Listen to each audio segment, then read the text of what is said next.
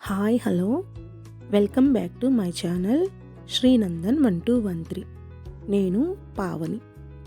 ఈరోజు వంకాయ బజ్జీ ఎలా చేసుకోవాలో చూపిస్తున్నాను.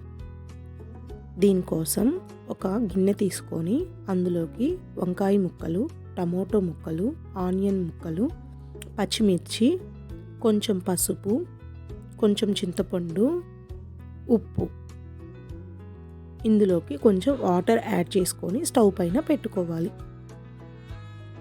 దీనిని మధ్య మధ్యలో కలుపుకుంటూ చూసుకోవాలి.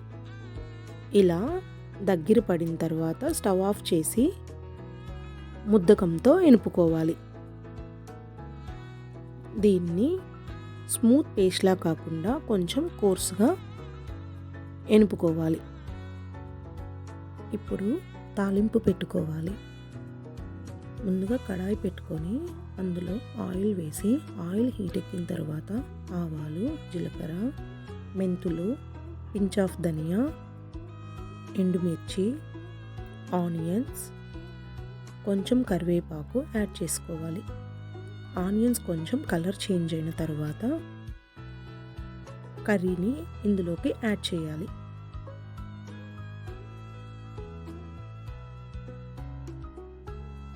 ఇలా కర్రీ మొత్తం తాలింపులో మిక్స్ అయిన తర్వాత సిమ్లో 5 మినిట్స్ ఉంచుకొని స్టవ్ ఆఫ్ చేసుకోవాలి. ఎంతో టేస్టీ అయిన వంకాయ బజ్జీ రెడీ.